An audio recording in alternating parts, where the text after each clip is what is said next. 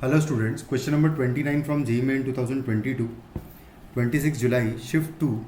The question is different APs are constructed with the first term 100 and the last term 199 and integral common differences. The sum of common differences of all such APs having at least 3 terms and at most 33 terms क्या होगा ये बताना है मुझे। तो start करते हैं। सबसे पहले तो मान लेते हैं कि कॉमन डिफरेंस उन एपीज़ का डी है और नंबर ऑफ़ टर्म्स एन मान लेते हैं, जो कि ऑब्वियसली 3 या 3 से ज़्यादा होना चाहिए। तो यहाँ से अगर मैं ए एन का फॉर्मूला लगाऊँ तो आएगा first term A plus N minus one into D का वैल्यू आ रहा है equal to 199। N minus one into D का वैल्यू हो जाएगा 199 माइनस 100। तो यहाँ से जो d का वैल्यू आ रहा है वो आ रहा है बेसिकली 199 माइनस 100 हो जाएगा 99 एंड डिवाइडेड बाय आएगा n माइनस वन, है ना, कुछ इस तरीके से आ जाएगा।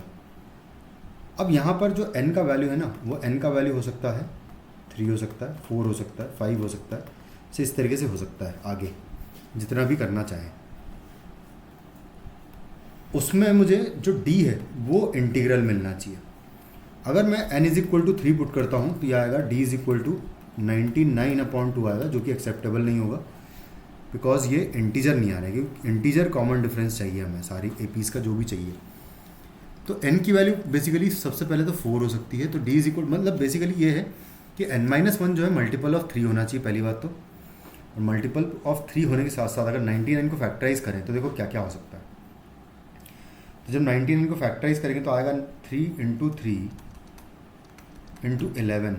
तो 3 टर्म से जिनसे ये डिवाइड होगा, एक तो 3 से, एक 9 से डिवाइड होगा और एक 11 से डिवाइड होगा।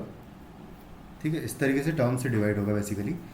तो 3 से तो हमने डिवाइड कर दिया इसको, तो 99/3 हो जाएगा बेसिकली उस केस में जब आप n का वैल्यू 4 लोगे। तो यहाँ 3 से डिवाइड करेंगे तो बेसिकली यहाँ पर आ जाएगा 33 कॉमन डिफरेंस, तो ये एक्सेप्टेबल होगा। उसके बाद n d और वैल्यूज़ अगर देखें तो 4 नहीं रख सकता, 5 नहीं रख सकता, 6 नहीं रख सकता, 7 नहीं रख सकता। और इस तरीके से जब मैं लास्ट में n इक्वल टू जब मैं 10 रखूँगा तो n-1 का वैल्यू 9 हो जाएगा। तो उस केस में 99/9 हो जाएगा आपका कॉमन डिफरेंस। तो यहाँ पर रख दूंगा मैं 9, तो ये हो जाएगा 11 हो जाएगा आपका कॉमन डिफरेंस बेसिकली। उसके बाद नेक्स्ट जो रख सकता हूँ मैं फाइनली, वो इन दोनों का मल्टीप्लिकेशन ही रख सकता हूँ और कोई रख ही नहीं सकता इसके अलावा।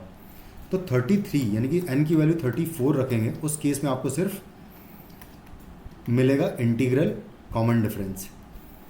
तो यहाँ से देखो d1 बेसिकली यहाँ से आया है, d2 ये आया है, d3 आया है, तो 3 कॉमन डिफरेंस सिर्फ पॉसिबल है। तो ये हो जाएगा, इसको डिवाइड करूँगा तो 3 टाइम्स जाएगा, तो d1 plus d2 plus d3 जो है वो आपका फाइनली आंसर हो जाएगा इन सब का सम। तो ये हो जाएगा 44 प्लस 47 जो 33 प्लस 11 हो जाएगा 44 एंड प्लस यहाँ से खैर एक सेकेंड 99/33 करेंगे, ये तो आ रहा है। और एक केस हम भूल गए हैं, 11 करना भूल गए हैं, तो वो भी हो सकता है, तो हम 11 भी कर देंगे। 33 तो ठीक है, 11 के लिए हाँ चलो ठीक है 11 भी कर देते हैं। देखो 11 जब हो सकता है ना भाई पॉसिबल, 11 भी तो हो सकता है यहाँ पर।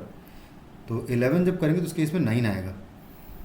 तो d4 का वैल्यू बेसिकली बोल देता हूँ कि मैं 99 डिवाइडेड बाय, जब n का वैल्यू आप 12 लोगे तो उस केस में है 11 आएगा, यानी कि 9 हो जाएगा ये। तो 44 प्लस 9 53 आ जाएगा। और लेकिन एक और बात है कि उसने कहा है अगर कॉमन डिफरेंस अगर 3 हो जाएगा तो नंबर ऑफ़ टर्म्स जो है 33 से ज़्यादा हो जाएगी। और वैसे भी मैं 34 पुट करके ही ये 3 लेके आया हूँ, जो कि एक्सेप्टेबल नहीं होगा क्योंकि n का वैल्यू 34 पहली बात तो हो ही नहीं सकता है। तो जो पॉसिबल वैल्यूज़ हैं वो सिर्फ ये वाली वैल्यू है, ये वाली वैल्यू है और ये वाली वैल्यू है। तो यहाँ पर हम चेंज करेंगे थोड़ा सा, 33 + 11 + 9, तो इसका सम आ जाएगा आपके पास 53 जो है फाइनली इन सारे कॉमन डिफरेंसेस का सम होगा। Thank you.